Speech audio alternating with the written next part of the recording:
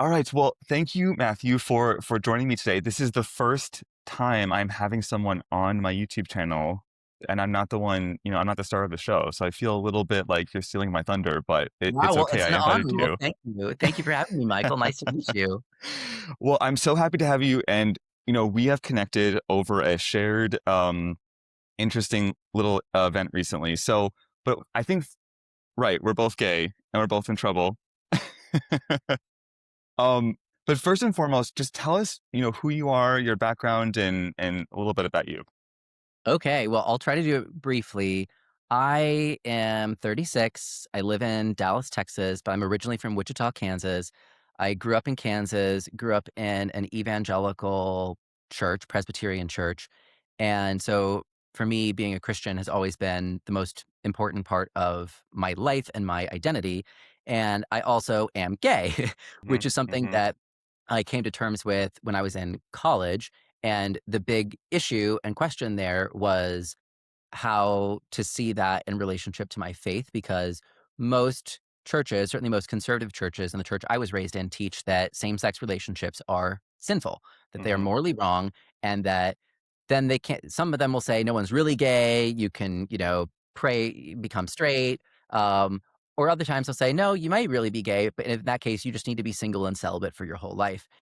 And I actually was really confronting that issue while I was still in denial to myself that I was gay. I just was starting to meet more openly gay people, and I felt very conflicted about what I had been taught in church. It just really seemed wrong to me Hmm. Hmm. because the church has always, I was taught basic conservative Christian principles that like sex should be for marriage. And I was like, yep, I'm fine with that. Like I'm totally cool with that. But that's not what you're telling gay people. You're telling gay people they can never get married. Like that's not a high standard. That's a double standard. And so when I began to realize that gay people existed, even though I was totally in denial because I think I needed to be in denial. Otherwise I couldn't have handled it. But I Hmm. just thought this isn't right. Like this is not just, oh, Christians have a high bar. It's like, no, you put a much, much higher bar for this one small group that you're not a part of. That's not Hmm. fair. Like that's Hmm. not right. And as I was seeing this happen, I saw so many gay people who had just been horribly wounded by their Christian families and churches. And really, the teaching that same sex relationships were morally wrong just seemed to be incredibly toxic and harmful. And also, I didn't I couldn't understand why they were supposed to be wrong. Like, it wasn't hard when I was being taught, "Here's why adultery is wrong." I was like, "That makes sense." "Here's why theft is wrong." "That makes sense." And here's why a gay person being in a same-sex relationship is wrong. Wait, why? Like, it really wasn't adding up. And, the argument is always fundamentally about the Bible. Well, you got these 6 passages in the Bible, they all that are about same-sex relations, and they're all negative, therefore, it's wrong because the Bible says it's wrong.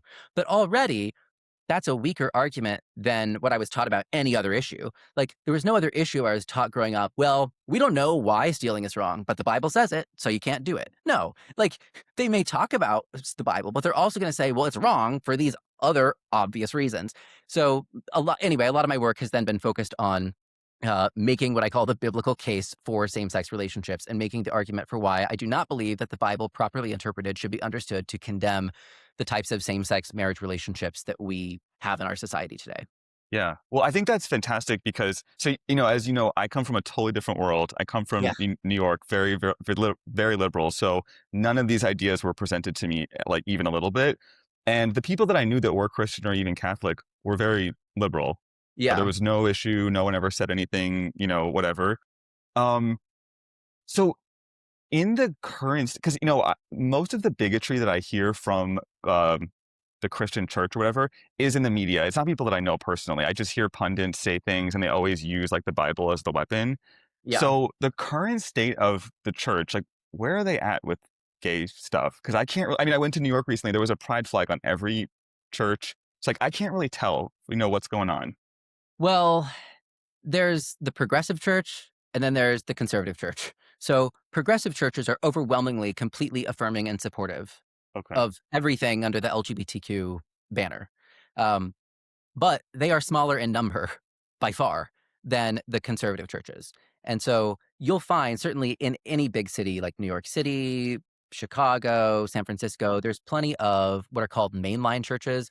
So these are the churches that used to be the center of gravity in American Christianity: Methodist churches, Lutheran churches, Presbyterian churches. But all these denominations have lost a lot of numbers over the years, and now non-denominational evangelical churches. Sorry if this is too technical or boring, but churches that aren't a specific denomination, they're just general evangelical churches, are much more widespread.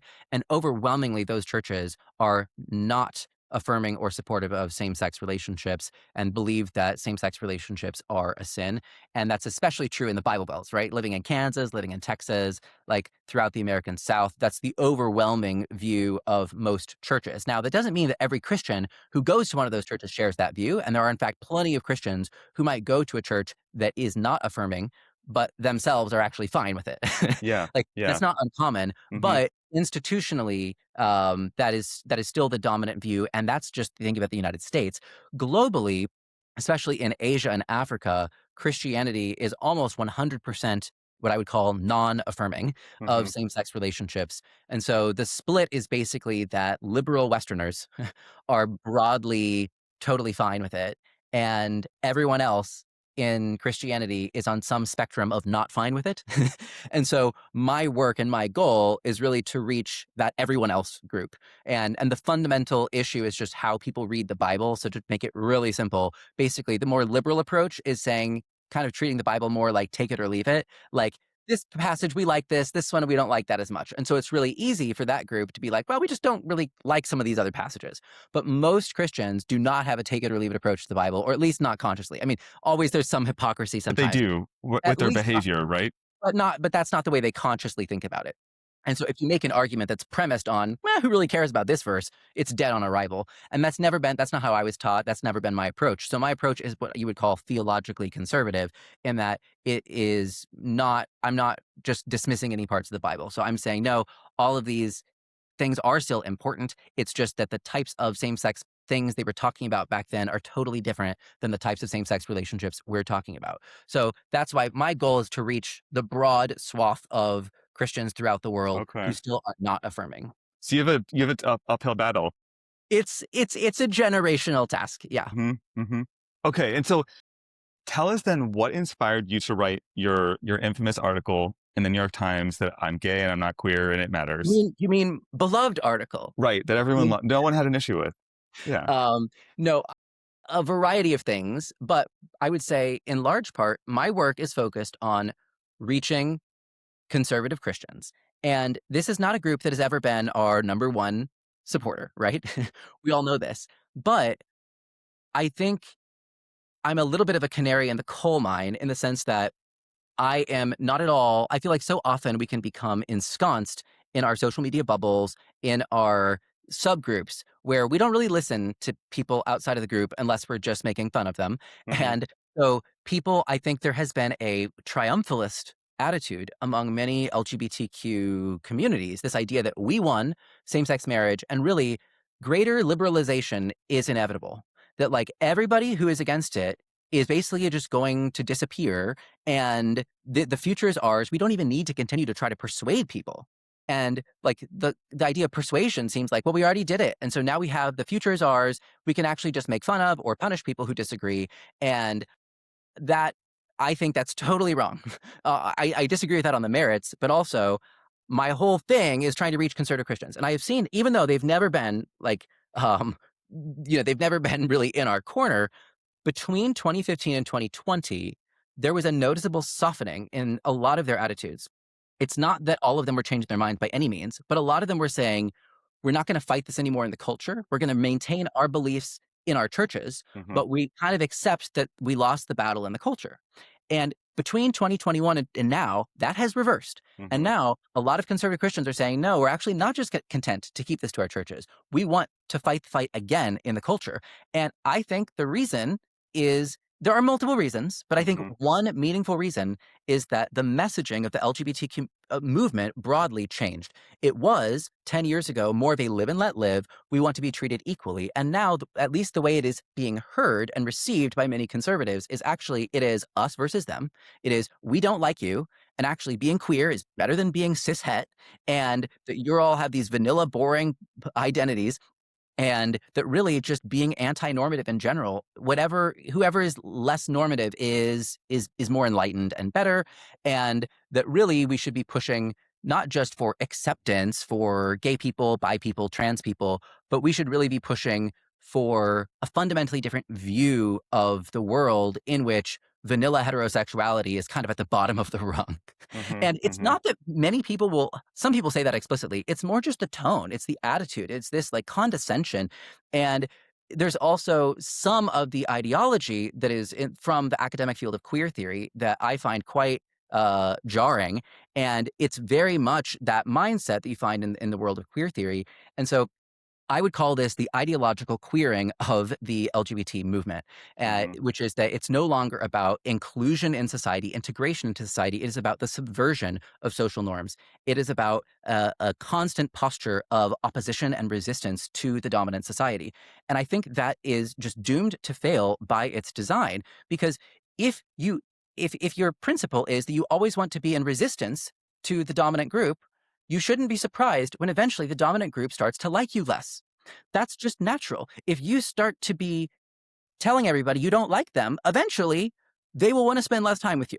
And so I think the shift from gay to queer, it's not really about semantics. It's really about an underlying philosophy and approach toward advocacy and the world. And the question is our approach going to be actually, we're totally fine with everyone else. We have no problem with straight people. We just want to be treated equally.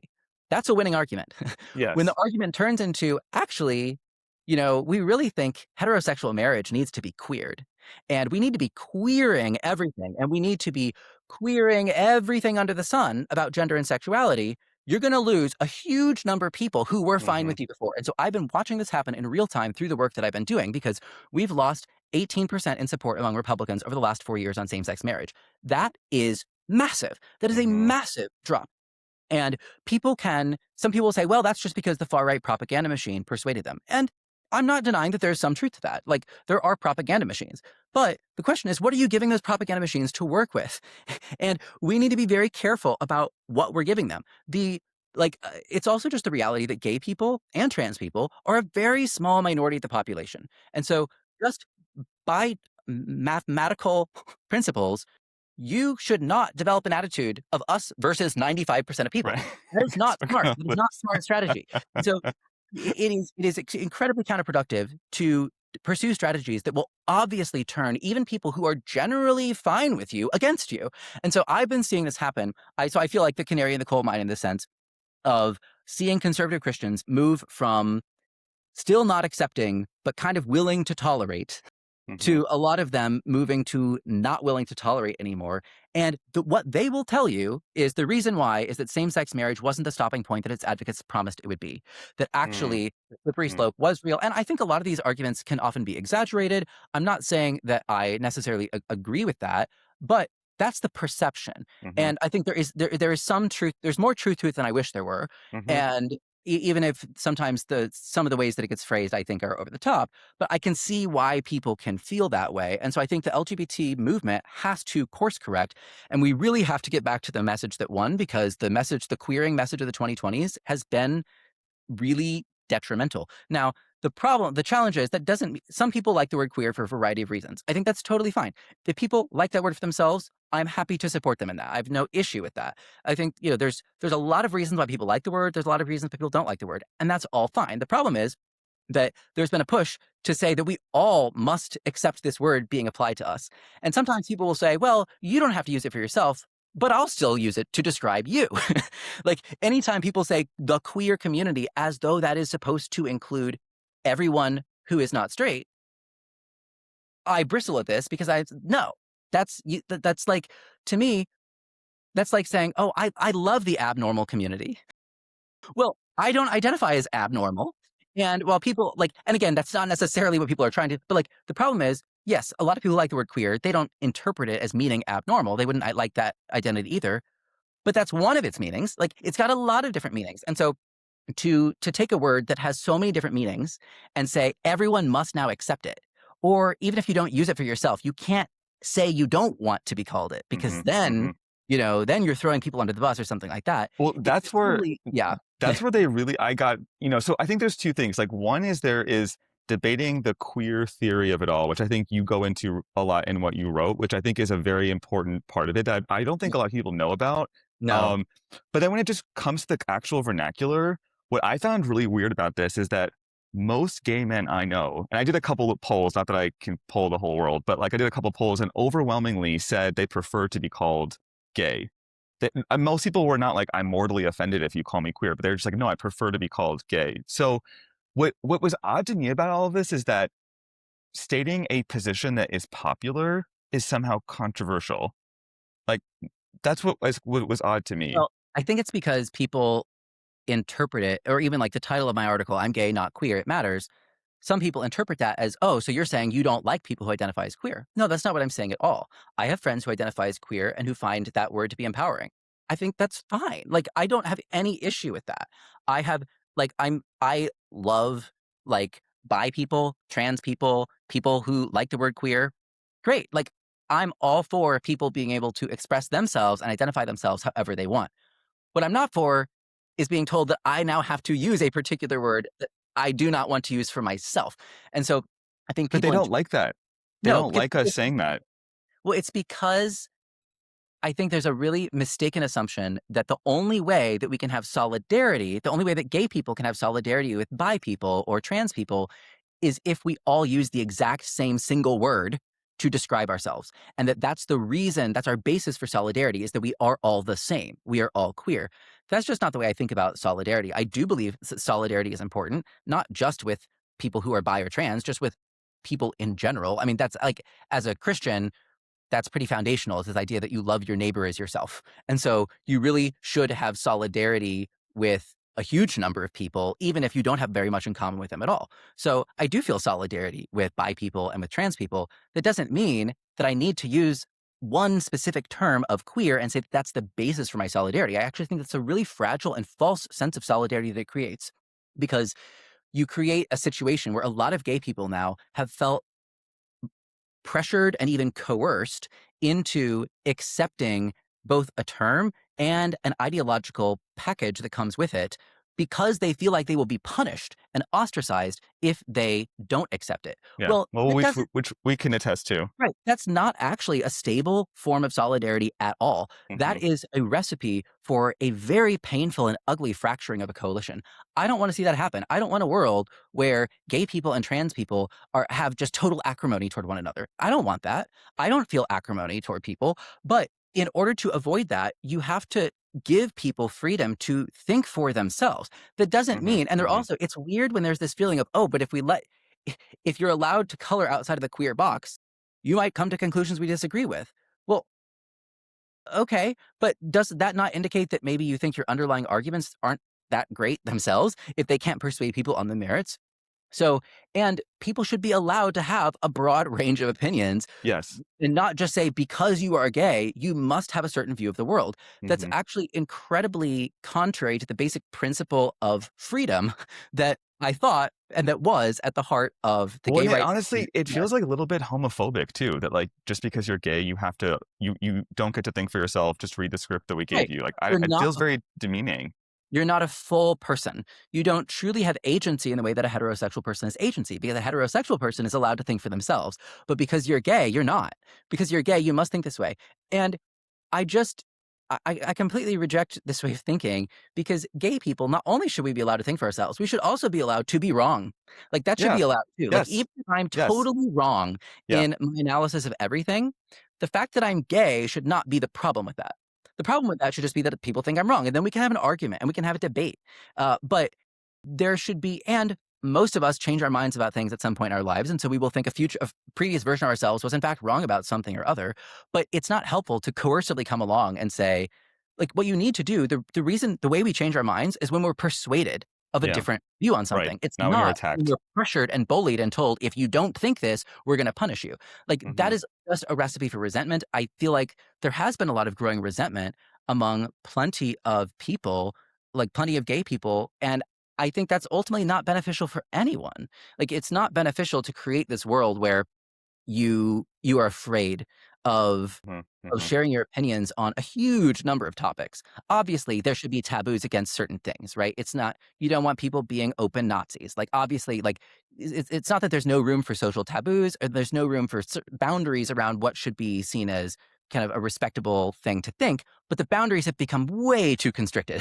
And mhm. to the point where then a position that is held by half of gay people feels like it is unsayable, that's a problem. Yeah, yeah. Well, and one thing you bring up, and I stumbled across this, the LGBTQ books for kids. So I initially started hearing like they're banning books for kids, they're banning gay books, and you're like, you hear the headline sounds awful, and like, oh, what the hell, you know? And I was watching some YouTube channel, and a gay person was actually like reviewing these books and showing what was in them, and they were so graphic and explicit. I was like, wait, whoa, what? Like, we're showing this to children? Like, and then some of them even went to like the Supreme Court and they were litigating it and so on and so forth. And so I think something like that, I think that vast majority of us do not want that. Like, I don't think any of us think that's appropriate. Well, and the problem is that because of the way that social media silos us into different groups, a lot of people don't even know what is actually in some of those books, right? Yeah. There absolutely are some of those books where you look at some of that and you think that's utterly inappropriate Mhm. for children, especially elementary school, but really K through 12 in some cases. The problem is what happens then is there will be a conservative reaction against that. And in the process, reactions typically tend to go a little bit too far. And so then they'll also get rid of some book that just randomly mentioned two dads on one page. And then, Mhm. Mhm. then people who are in a more progressive bubble, that's what they see. Oh my goodness, this book that's genuinely non offensive and that just shows Mhm. mild gay representation just got axed by some legislature. And so but then they don't even see the thing that actually really set off people in the first place, where most people could agree is not appropriate. And so it's a really unhelpful dynamic where, yeah, it's but yes, it's. I just think it's beneficial for us to be able to try to get out of our silos more to really try to get a sense of what may I not be hearing about or seeing that may really be shaping attitudes in Mhm. other parts of society, and that maybe we could find a little bit of common ground. We may still not agree on everything, but there wouldn't have been the same push to get rid of every book that mentioned anything gay related if there hadn't also been a push for some of these things that include sexually explicit content, right? Mhm. And so if we could have, and if we could try to find that balance and be able to be really clear, we're not going to do anything with sexually explicit content, we could be in a much better place. Do you know, like, I mean, you might not know this, but when I see some of these uh books, like, I'm just wondering who is pushing this because I know gay dudes, they don't really care about kids. They care about like hot guys at parties and, abs and like, success and like being happy and fulfill like whatever. Like they have interests, right? They're not interested in writing like queer literature for children. Like that's not the vibe.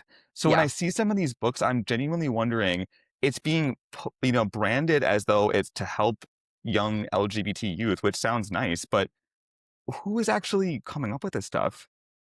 Yeah. Unfortunately, what's sad is the books that just had some nice, cute representation that also ended up getting axed often are just from ordinary gay people. The books that are the stuff that almost anybody, including almost any liberal, is going to look at and think, no, no thanks. Mhm, Like, you can mhm. have this book, but not in the kids' Like that book, section. Genderqueer. Right. Like, don't include that for my fourth grader, please. Um, a lot of those, and I can't tell you specifically the author of that specific book, but a lot of the stuff that does cross the line tends to be from people who have marinated in queer theory and for whom it has become really their core worldview.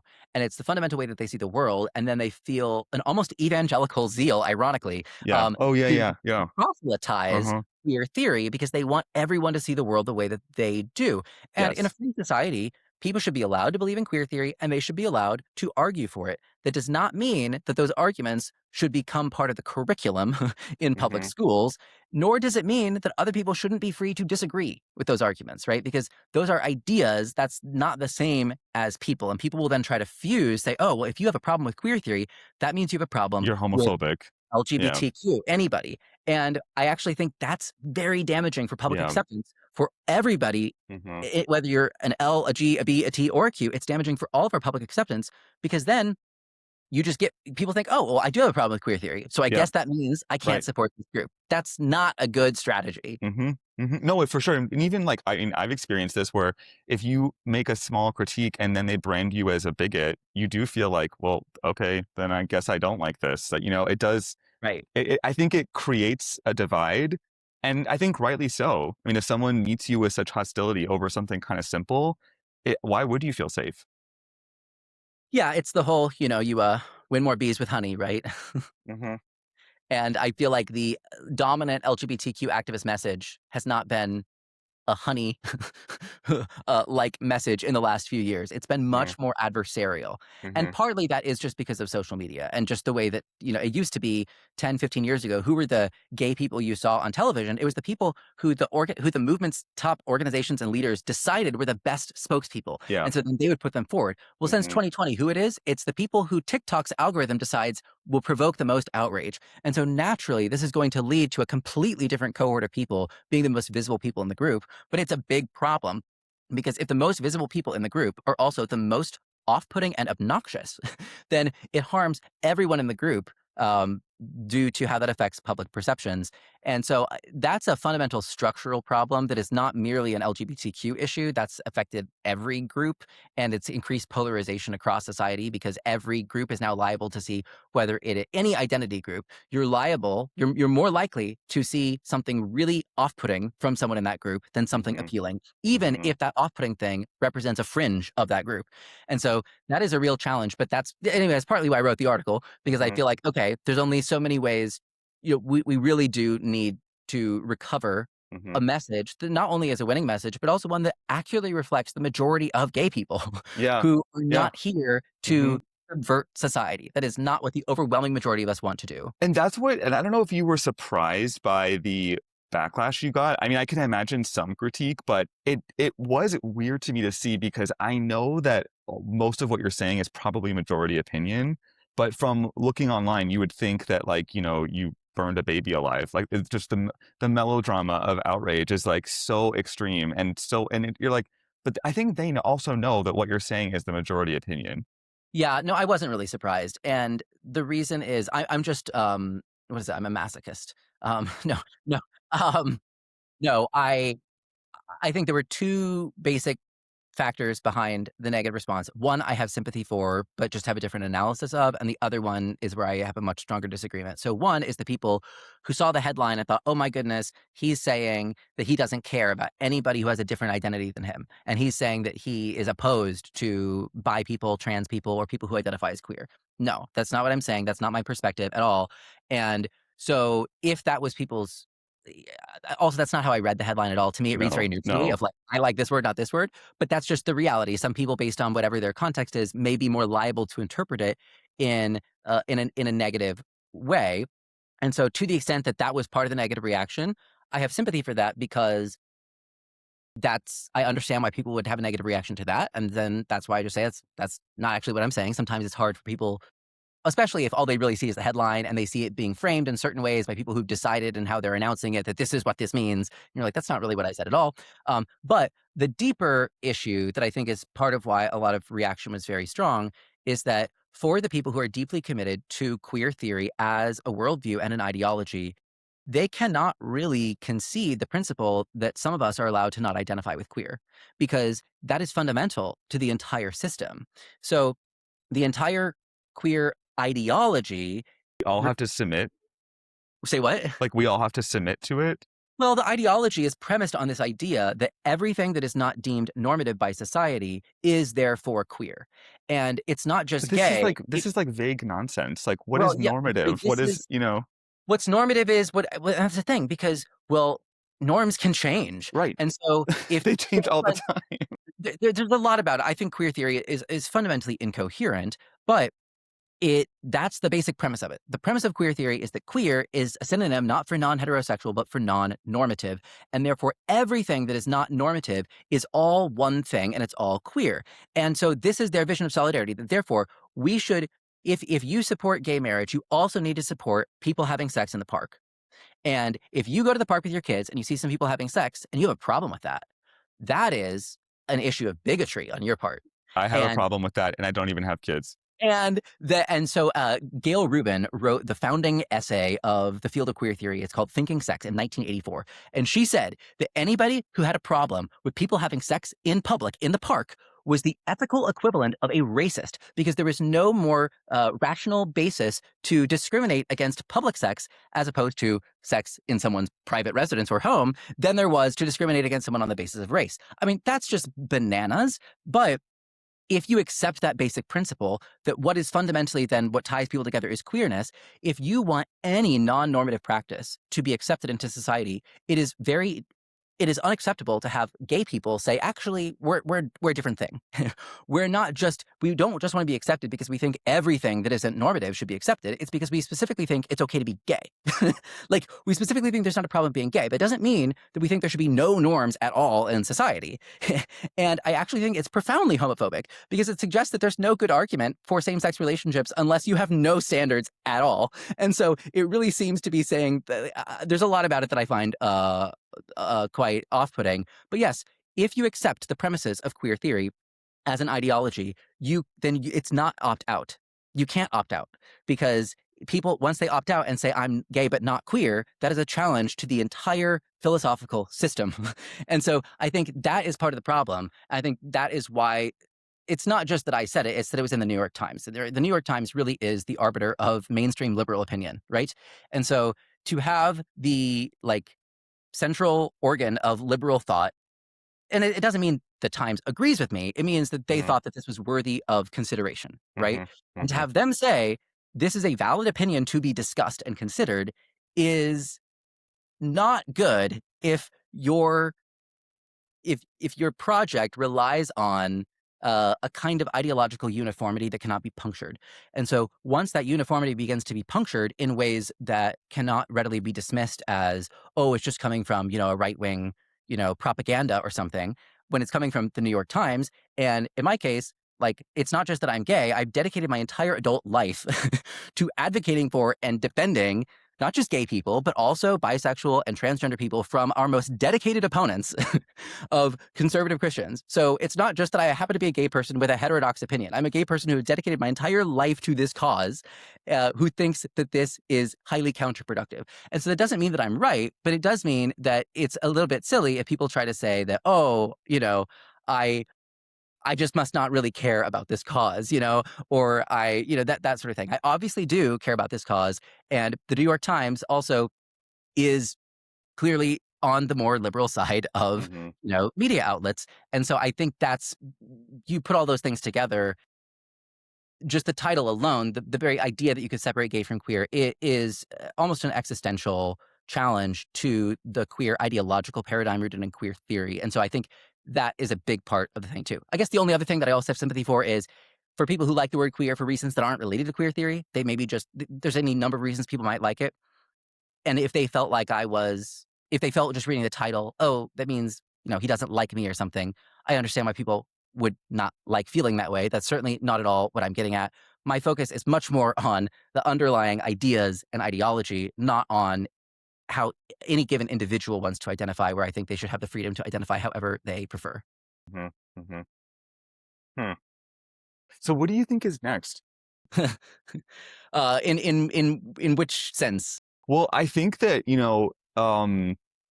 people, a lot of the critique that I got was, you're splitting apart the community, and I'm like, listen, bro, I'm not aligned with any community. I'm aligned with people that I align with. I really could care less what their background is or what their nationality or what any of that stuff. I just care about I want everyone to be able to speak freely, truly, even if I think they're offensive and rude.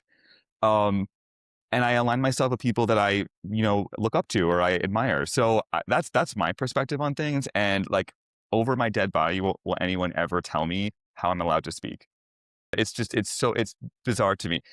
And I come from a very different world from you, where it's such a core part of my identity growing up, like the way that I did, is that there was no evangelical thinking. It was very much own your own opinion and defend it, and respecting other people's individuality. So yeah, they can miss me with this, you must conform. It's never going to happen.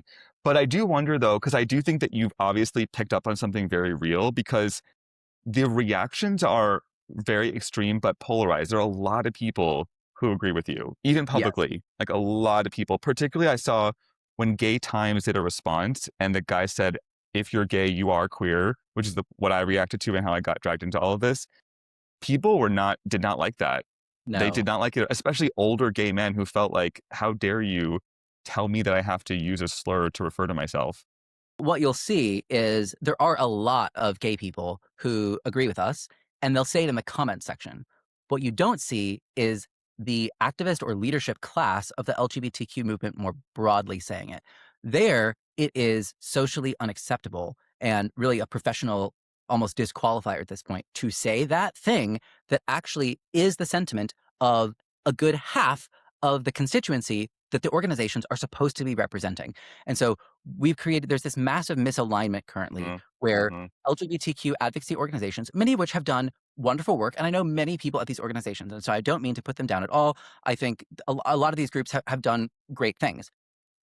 And there's some room for improvement because there is a misalignment where this viewpoint that you and I hold that based on the one of the polls that I cited in the article, 52% of LGBTQ people don't identify as queer, and I wonder if the Q skews the number at all. Obviously, by design, they do identify with the word queer, but 52% of us don't identify with this word, and yet you cannot find almost anyone right in the movement leadership who is willing to give respectful voice to that.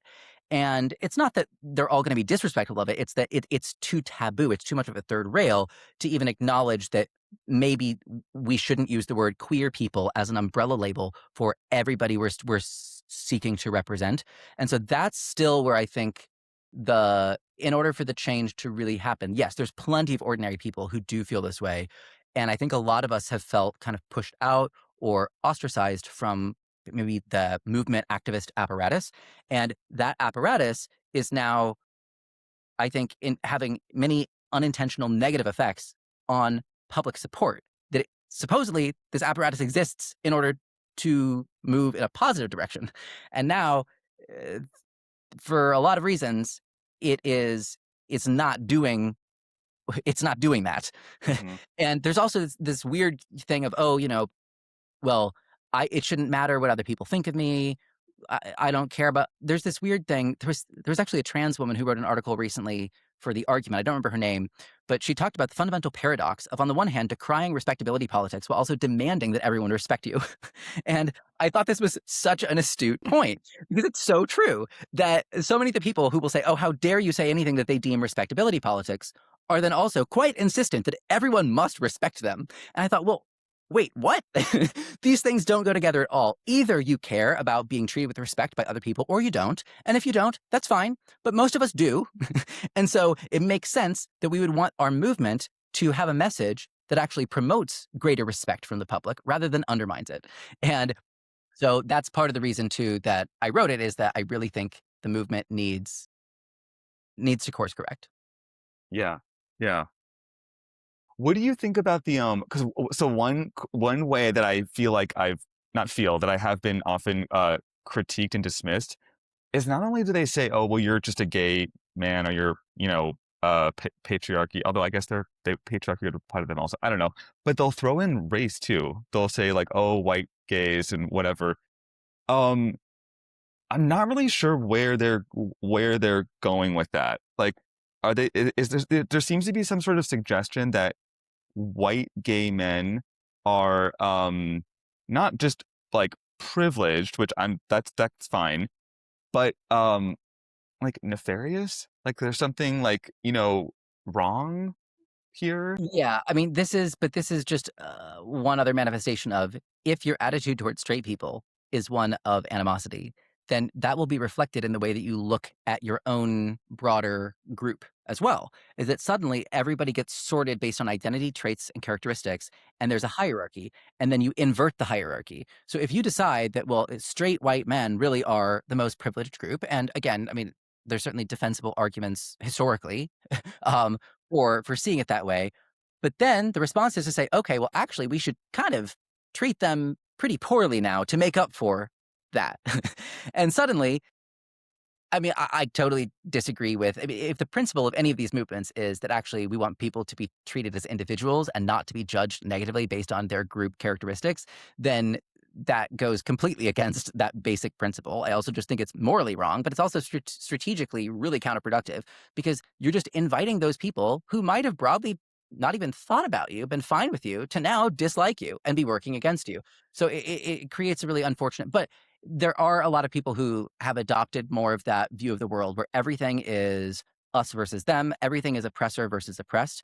And sometimes I think there are kernels of insight and truth to some of those framings, but it becomes a problem when the framings become absolutized and when you have these maximal visions of them, that then that's almost your dominant way of seeing the world. That when you meet people, you actually primarily see them through whatever Mm. identities they have, Which and is then you what we treat them wanted freedom accordingly. from.